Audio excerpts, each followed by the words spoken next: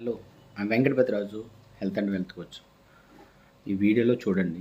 ఈరోజు నేను జిమ్ నుంచి వస్తున్నప్పుడు రోడ్డుకి అడ్డంగా ఒక ఎలక్ట్రికల్ వైర్ పడిపోయింది. అందరూ అలా వెళ్ళిపోతూనే ఉన్నారు. నేను కూడా కొంచెం క్రాస్ ఆగి కొంచెం జాగ్రత్తగా పక్క జరుపుతుంటే వేరే వాళ్ళు వచ్చి సపోర్ట్ చేశారు. నేనేమంటున్నానంటే, వర్షాకాలం పిల్లలు స్కూల్ టైం అయ్యింది, అందరూ కంగారుగా వెళ్ళిపోతున్నారు. అది ఎంతసేపు అయిందో తెలియదు. పవర్ సప్లై అవుతుంది, అలా ఉన్నారే కానీ ఎవ్వరూ పట్టించుకోవట్లేదు. సో ప్రాణం చాలా విలువైనది. So be careful. అయితే ఎలక్ట్రికల్ డిపార్ట్మెంట్ వచ్చేదాకా అక్కడే ఉండి అప్పటి వరకు తర్వాత వచ్చేసిన. సో ఏమంటే, బాధ్యతగా సమాజంలో మన వంతు కొంచెం ఎంతో కొంత సపోర్ట్ చేయగలిగితే హ్యాపీగా ఉండగలుగుతాం. ప్రాణాన్ని తీసుకురాలేము.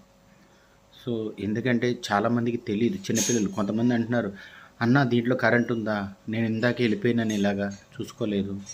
ఇలా వైర్ పక్కకు జరుపుతుంటే ఆటో అతను అట్లానే వెళ్ళిపోతున్నాడు పక్కకు తగిలి. జస్ట్ ఆటోకి టచ్ అయితే సో బాధ్యతారహితంగా ప్రవర్తిస్తున్నాడు. ఏదైనా జరిగితే అయ్యో పాపం అయ్యో అని అంటాం, కానీ ప్రాణం చాలా విలువైనది.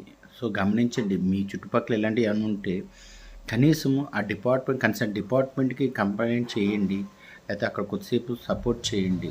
సమాజంలో మనకంటూ కొంచెం బాధ్యతగా వ్యవహరిస్తే అందరూ సంతోషంగా ఉండగలుగుతాం. Thank you.